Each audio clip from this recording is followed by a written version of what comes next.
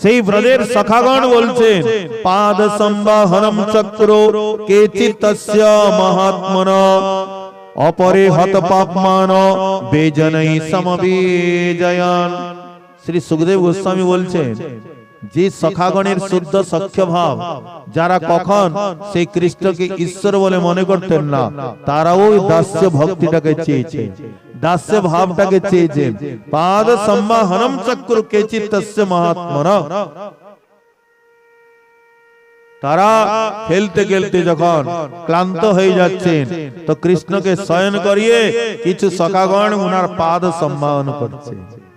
আর অপরে হতপাবন বেজনী সমবিজন, কোমল কোমল পাতা নিয়ে, গাছের পাতা নিয়ে তারা বিজন করতেছেন, কৃষ্ণকে সেবা করছে। ইয়ে তারাও দাস্য ভক্তিকে চেয়েছে। কৃষ্ণের দাস্য ভক্তি আমার। কৃষ্ণের প্রেয়সী ব্রজে যত গোপীগণ, যার পদধূলি করে উদ্ধব প্রার্থন, যা সবার উপরে কৃষ্ণের প্রিয় নাহিয়ান, তারা আপনাকে করে দাসী অভিমান। সেই ব্রজের গোপীগণ যাদের বলছেন পদধূলিকে উদ্ধব মহাশয় কামনা করছে कि प्रभु বৃন্দাবনে কোন লতা হয়, ঘাস হয়, আমি কি জন্ম নিতে পারবো? কেন উদ্ধব, যদি লতা হয় আর ঘাস হয় জন্ম নাও তাতে কি হবে? বললেন যে ঘাস উপরে, যে তৃণের উপরে ये গোপীগণ বিনা দুবিধায় বিনা কষ্টে নিজের চরণকে রাখেন, সেই আমি ঘাস হয়ে জন্ম নিব, আর গোপীগণ যখন আমার মস্তকে নিজের চরণ রাখবেন তাদের চরণ রজ আমার মস্তকে পড়বে, আমি ধন্য হয়ে যাব। সেই গোপীগণ এতা পরং তনুবৃত ভুবি গোপবধ্য গোবিন্দ এব নিখিলাত্মনিরূঢ় ভাবা বাঞ্ছন্তি যদ ভববিয় মুনয়া বয়ঞ্চ কিং ব্রহ্ম জন্মবি রনন্ত কথা রসস্য। উদ্ধব মহাশয় সেই গোপীগণের মাহাত্ম্য গান করছে কি হে এই জগতে এ দেহ ধারণ করা কার যদি সার্থক হয়েছে, এই গোপীগণের হয়েছে, যেহেতু গোবিন্দের চরণে এদের রূঢ় ভাব উৎপন্ন হয়েছে। যে ভাবের বাঞ্ছা আমরা করে থাকি, বড় বড় মুনিগণ করে থাকি, আমাদের ভাগ্যে হয় না। সেই গোপীগণ তারাও কৃষ্ণের যা সবার উপরে কৃষ্ণের প্রিয় নায়ান, তারা আপনাকে করে দাসী অভিমান। তারাও নিজেকে দাসী বলে অভিমান করছেন, মনে করছেন ভজ সখে ভবত কিঙ্করি স্মনো জলরুহাননম চারু দর্শয়। গোপী গীতে গাইতেছেন ভবত কিঙ্করি স্মনো, আমরা সব আপনার কিঙ্করি নিঃশুল্ক দাসিকা, আমরা সবাই আপনার নিঃশুল্ক দাসিকা, কেবল দর্শন মাত্র চাই, আর কিছু চাই না। দর্শন দিয়ে আমাদের প্রাণ রাখো। তারাও এই দাস্য ভাব থেকে চেয়েছে। আগে তা সবার কথা রহু শ্রীমতী রাধিকা, সভা হইতে সকলাংশে পরম অধিকা, তেহ যার দাসী হইয়া সেবেন চরণ, যার প্রেম গুণে কৃষ্ণ বদ্ধ অনুক্ষণ। সেই গোপীগণের মধ্যে শ্রেষ্ঠা শ্রী রাধিকা, যিনি কৃষ্ণের পরম প্রেয়সী, কৃষ্ণ থেকে অভিন্ন। সেই রাধা রানীও তিনিও ये দাস্য ভক্তিটাকে চেয়েছে। তিনি বলছেন হানাথ রমণ পৃষ্ঠ ক্বাসি ক্বাসি মহাভুজ দাস্যাস্তে কৃপণয়ামি সখে দর্শয় সন্নিধি। হে নাথ, হে রমণ, হে পৃষ্ঠ ক্বাসি, তুমি কোথায়, তুমি কোথায়? নিজের সান্নিধ্য প্রদান করে এই দাসীর প্রাণকে রক্ষা করো। সে রাধা রানী তিনিও কৃষ্ণের দাস্য ভক্তিকে, দাস্য পদকে চেয়েছেন। দ্বারকাদে রুক্মিণী আদি যতেক মহিষী তাহারাও আপনাকে মনে কৃষ্ণ দাসী। দ্বারকাপুরে যত মহিষগণ আছেন, কৃষ্ণের রানীগণ, তারাও নিজেকে দাসী বলে অভিমান করে। শ্রী রুক্মিণী বলছেন, চেদ্দায়মার্পয়িতুম উদ্যতকার মুকেশো রাজস্য জেয় ভট্ট শেখরিতাঙ্গ্রিরেণো। আমাকে আমার দাদা রুক্মী চেদিরা শিশুপালকে দেওয়ার জন্য তিনি উদ্যত হয়েছিলেন, প্রস্তুত ছিলেন, কিন্তু যে ভগবান দ্বারকাধীশ আর সমস্ত রাজন্যগণকে পরাজিত করে আমাকে হরণ করে নিয়ে এসেছিলেন, সেই শ্রীকৃষ্ণের আমি এক দাসী। তিনি রুক্মিণী দেবী বলছেন, আমাকে চেদিরা শিশুপালের সঙ্গে সমর্পণ করিবার জন্য, আর জরাসন্ধ প্রভৃতি রাজাগণ সেখানে ধনুর্বাণ ধারণ করেছিলেন, কিন্তু শ্রীকৃষ্ণ সবাইকে পরাজিত করে আর আমাকে সঙ্গে নিয়ে এসেছিলেন। সেই শ্রীকৃষ্ণের আমি এক দাসী, গৃহমার্জনী দাসী। শ্রী কালিন্দী দেবী বলছেন, তপস্সরন্তি মাজ্ঞায় সোপাদ স্পর্শনাশয়া সখ্যোপেত গ্রহিং প্রাণী যোহম তদ গৃহমার্জনী। কালিন্দী দেবী বলছেন কি, যে শ্রীকৃষ্ণ আমাকে তার চরণ স্পর্শের আশায় আমি তপস্যা করতেছিলাম, তপস্যা চারিণী আমাকে জানে, আর সখা অর্জুনের সঙ্গে আমার নিকটে এসে আমার প্রাণী গ্রহণ করেছিলেন। অর্জুনের সঙ্গে ভগবান ভ্রমণ করতেছিলেন, যমুনাতে দেখলেন এক কন্যা তপস্যা করছে, আর অর্জুনকে পাঠালেন ভগবান, দেখো সে কন্যা কি চায়। তখন সে কন্যা বলল, আমি সূর্যপুত্রী যমের ভগ্নী যমুনা, ভগবান দ্বারকাধীশকে পতিরূপে প্রাপ্তি করার জন্য তপস্যা করছি, তিনি আমার পানি গ্রহণ করেছিলেন। সেই দ্বারকাধীশ কৃষ্ণের আমি এক দাসী, গৃহমার্জনী দাসী। आत्मा रामस्य तस्मा वयं वै गृहदासिका सर्वसंग निवृत्ताद्धा तपसा च बभूविम। भगवान श्रीकृष्णের একই রানী লক্ষ্মণা দেবী, তিনি বলছেন সমস্ত আমরা সবাই সেই শ্রীকৃষ্ণের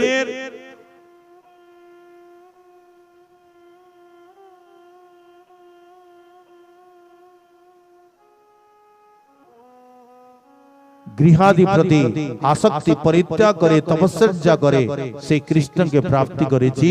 সেই কৃষ্ণের আমরা সবাই দাসী, তারাও সেই দাস্য ভক্তিকে প্রার্থনা করছেন। অন্যের কি কথা বলদেব মহাশয়, যার শুদ্ধ ভাব সখ্য বাৎসল্যাদিময়, তেহ আপনাকে করে দাস ভাবনা। কৃষ্ণ দাস ভাব বিনু আছে কোন জানা। এই যে কৃষ্ণ দাস অভিমান, আগে হয় মুক্ত তবে দাস অভিমান। অল্প ভাগ্যে দাস নাই করে ভগবান, এ অল্প ভাগ্যে আমি ভগবানের দাস, এই অভিমানটা আসে না। অনেক ভজনের ফলে এই প্রকার একটি অভিমান, আগে হয় মুক্ত তবে দাস অভিমান। যখন জীবন মুক্ত হয়ে যায় তখনই এই অভিমানটা, আমি যে কৃষ্ণ দাস, এই অভিমানটা জীবের হৃদয়ে সঞ্চার হয়। এত সহজ নয়। কৃষ্ণদাস ভাব বিনু আছে কোন জনা। সহস্র বদন দেহ শেষ সংকর্ষণ, 10 দেহ ধরি করেন কৃষ্ণের সেবা। অনন্ত ব্রহ্মাণ্ডে রুদ্র সদা শিবের অংশ, গুণাবতার তেহ সর্ব অবতংস। তেহ যে করেন কৃষ্ণের দাস্য প্রত্যাশ, নিরন্তর কহে শিব মুই কৃষ্ণ দাস। যিনি গুণাবতার, তমগুণের অবতার, প্রলয়কর্তা শিব, তিনিও নিজেকে কৃষ্ণের দাস বলে অভিমান করছেন। কৃষ্ণ প্রেমে উন্মত্ত বিহল দিগম্বর, कृष्ण गुण लीला गाए नाचे निरंतर। ये महादेव, ये शंभो तिनी कृष्ण लीला कृष्ण गुण गान करते करते उन्मत्त है, दिगंबर है, तिनी नृत्य करतेছে। তিনি জানেন না নিজের আর যার নামানন্দে শিব বসনে না জানে, তিনি নিজের অঙ্গে বস্ত্র আছেন কি না তিনিও বুঝতে পারেন না। সেই ভোলেনাথ তিনিও নিজেকে কৃষ্ণের দাস্য ভাব মনে করছে। সময় হয়ে এসেছে, আর 5-7 মিনিট আপনারা একটু বসুন। कृष्ण प्रेमे उन्मत्त विहल दिगंबर कृष्ण गुण लीला गाए नाचे निरंतर। पिता माता गुरु सखा भाव केने नय, प्रेमेर स्वभावे दास्य भाव से करय। एक कृष्ण सर्वसेव्य जगत ईश्वर आर्जत सवतार सेवकानुचार। एक ही ईसल कृष्ण और सब नृत्य जारे जैछे नाचाए से तैछे करे नृत्य। सेई कृष्ण अवतीर्ण चैतन्य ईश्वर अतएवे आर सब ताहार किंकर। केह माने केह ना माने सबे तार दास, जे ना माने तार हय सेई पापे नाश। चैतन्येर दास मुई चैतन्येर दास, चैतन्येर दास मुई तार दासेर दास। श्री अद्वैत आचार्य प्रभु বলছেন চৈতন্যের দাস মই চৈতন্যের দাস, চৈতন্যের দাস মই তার দাসের দাস। এ তো বলি নাচে গায়ে হুঙ্কার গম্ভীর, ক্ষণ কে বসিলা আচার্য হইয়া সুস্থির। ভক্ত অভিমান মূল শ্রী বলরামে সেই ভাবে অনুগত তার অংশগণে।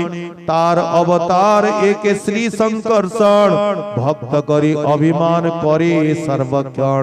তার অবতার একে শ্রীযুত লক্ষ্মণ, রামের দাস্য দেহ কইল অনুক্ষণ। শঙ্কর্ষণ অবতার কারণাবধিসায়ী, তাহার হৃদয়ে ভক্ত ভাব অনুয়ায়ী। তাহার প্রকাশ ভেদ অদ্বৈত আচার্য, কায় মন বাক্যে তার ভক্তি সদা কার্য। শ্রী অদ্বৈত আচার্য এই প্রকার তিনি যেহেতু আচার্য ভক্তির উপদেশ প্রদান করছেন। শ্রী কবিরাজ গোস্বামী পাদ 6টি শ্লোকে মহাপ্রভুকে বন্দন করলেন, 5টি শ্লোকে নিত্যানন্দ প্রভুকে, 11 আর 2টো শ্লোকে অদ্বৈত আচার্য প্রভুকে তিনি বন্দন করলেন। 13 আর 1টি শ্লোকে গোবিন্দ গোপীনাথ মদন মোহনকেও তিনি বন্দন করেছেন, পঞ্চতত্ত্বকে বন্দন করেছেন।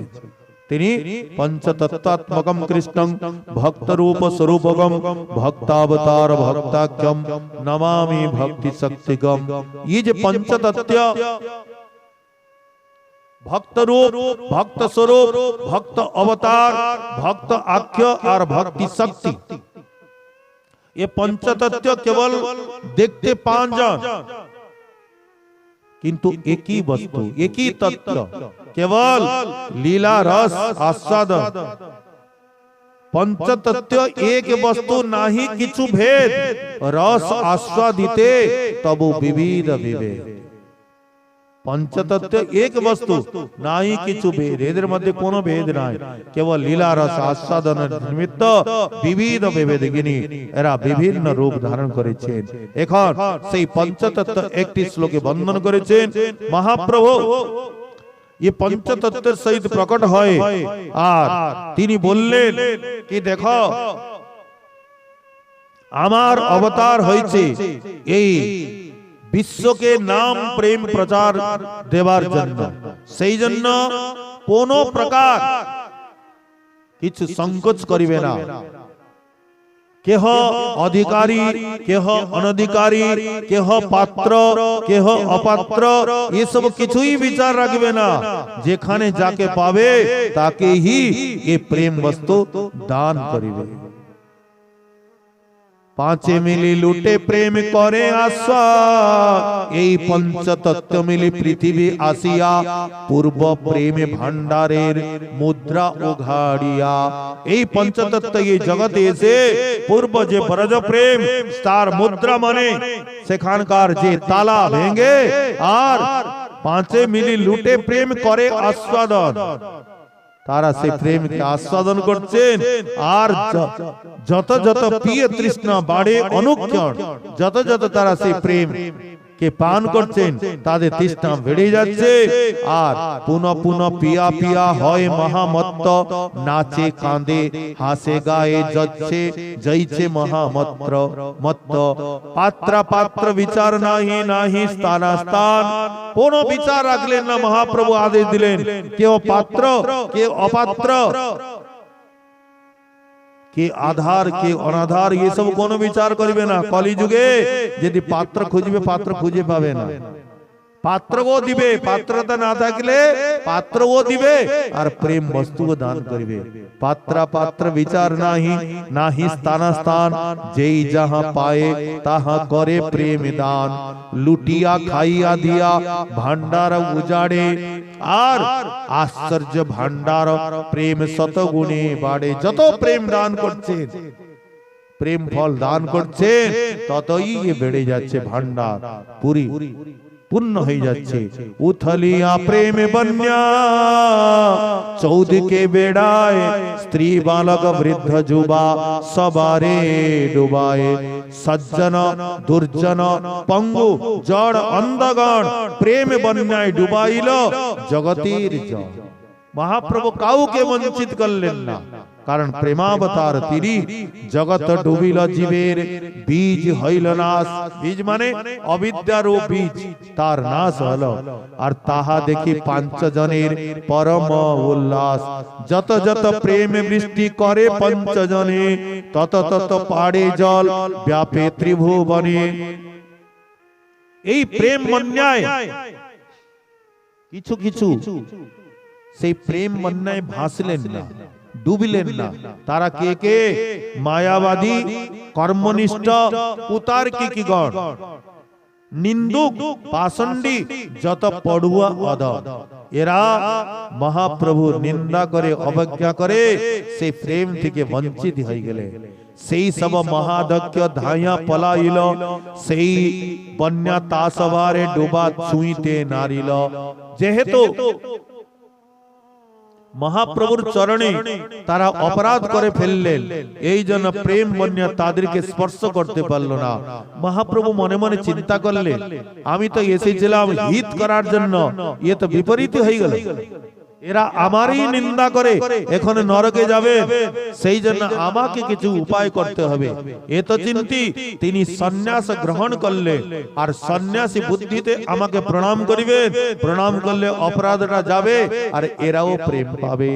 সেই সব মহাদক্ষ ধাইয়া পলাইল, সেই বন্যা তা সবারে ছুঁইতে নারিল। তাহা দেখি মহাপ্রভু করেন চিন্তন, জগৎ ডুবাইতে আমি করিল যতন। কেহ কেহ এড়াইল প্রতিজ্ঞা হইল ভঙ্গ, তাসবা ডুবাইতে পাতিব কিছু রঙ্গ। এত বলি মনে কিছু করিয়া বিচার, সন্ন্যাস আশ্রম প্রভু কইলা অঙ্গীকার। তিনি সন্ন্যাস গ্রহণ করলেন আর 24 বৎসর ছিলা গৃহস্থ আশ্রমে। পঞ্চবিংশতি বর্ষে কইল যতি ধর্মে, সন্ন্যাস করিয়া প্রভু কইল আকর্ষণ।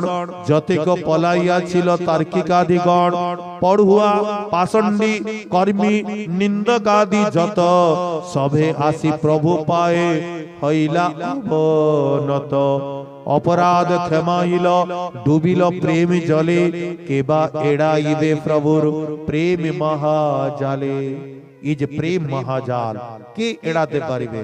মহাপ্রভু সেই লীলাকে শ্রবণ করেছেন। শ্রী সার্বভৌম ভট্টাচার্যের যে জামাতা ছিল, উনি মহাপ্রভুর নিন্দা করেছেন।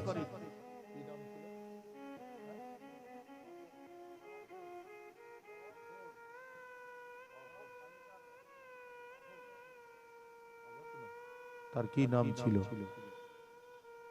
সে মহাপ্রভু যখন অমোঘ রাব ছিল, মহাপ্রভুকে যখন একদিন ভট্টাচার্য নিমন্ত্রণ করেছে, জানে অমোঘ এর মতি ভালো না, সেই জন্য অমোঘকে বের করে দিয়েছিল। যে সময় মহাপ্রভু মহাপ্রসাদ গ্রহণ করিবেন, বড় একটা কলা পাতা, তাতে সেই সরু চাল শালীন অন্ন দিয়ে, তারপরে গো ঘৃত দিয়ে অনেক প্রকার ব্যঞ্জন বানিয়ে ভট্টাচার্য মহাপ্রভুকে আর সেবা দিয়েছেন। অমোঘ তার মধ্যে একবার এসে গেল, আর যেই দেখেছে অন্নগুলো, ওরে বাপরে বাপ, সন্ন্যাসী হয় এতগুলো খায়, হ্যাঁ, তো কি করে নিজের ইন্দ্রিয়গণকে দমন করিবে গে সন্ন্যাসী। আর শোনা মাত্র ভট্টাচার্য তো ডান্ডা নিয়ে দৌড়ালেন মারার জন্য। উনার পত্নী বলছে, আমার যে কন্যা সে যেন রান্ডি হয়ে যায়, এ যেন মারা যায়, সে যেন বিধবা হয়ে যায়। সেই অপরাধে ভয়ঙ্কর তার পরিণাম হয়ে গেল, মানে অনবরত তাকে ডায়রিয়া হয়ে গেল, মৃত্যু শয্যায় পড়ে আছে, বাঁচবে না। কিন্তু তার উপরেও মহাপ্রভু কৃপা করলেন আর তাকে গিয়ে আশীর্বাদ দিলেন, করুণা করলেন। আরে অমোঘ, তুমি ব্রাহ্মণ কুলে জন্ম নিয়ে এই সব ঈর্ষা হিংসাকে কেন হৃদয় ধারণ করে আছে? ভগবানকে ধারণ করো, পবিত্র হৃদয় প্রেমকে ধারণ করো, হ্যাঁ, এই সব কেন ধারণ? সেই অমোঘের প্রাণদাতা বাবাজি মহারাজ রাগ করে দিচ্ছে। মহাপ্রভু কাউকে বঞ্চিত করলেন না। শ্রীবাস পণ্ডিতের গৃহে শ্রীবাস আঙ্গিনায় যখন মহাপ্রভু মহাপ্রকাশ লীলা করেছেন, সেই যে চাপাল গোপাল সে এসে রাত্রি দেবাদেবীর পূজা করে, সেই পূজার সামগ্রী লাল সিন্দুর লাল ফুল দে আর শ্রীবাস পণ্ডিতের দরজায় ছেড়ে চলে গেছে। সেই অপরাধে তার ভয়ঙ্কর কুষ্ঠ হলো। যখন মহাপ্রভু সন্ন্যাস নিয়ে ফিরছেন তিনি রামকেলি দিকে, সেই সময় এই চাপাল গোপাল এসেছে, প্রভু আমার উদ্ধার করো। মহাপ্রভু বলছেন, তোর উদ্ধার? ইয়ে কি কষ্ট রে, ইয়ে তো কিছুই না। এই প্রকার কোটি জন্ম তোকে ক্রীড়ার দ্বারা খাওয়াই, এই ক্রীড়াগুলো যেমন খাচ্ছে কোটি জন্ম, এই প্রকার ইয়ে তো কিছুই না। এই কোন রৌরব মহারৌরব বড় বড় নরক আছে, তুই এইটাই সহ্য করতে পারছিস না, তো আগেগুলো কেমন সহ্য করবি? কিন্তু মহাপ্রভু তার উপরেও কৃপা করলেন, কাউকে বঞ্চিত করলেন না। এমন মহাপ্রভু, হ্যাঁ, তিনি পাত্র পাত্র বিচার নাহি, নাহি স্থানাস্থান, কিছুই বিচার করলেন না।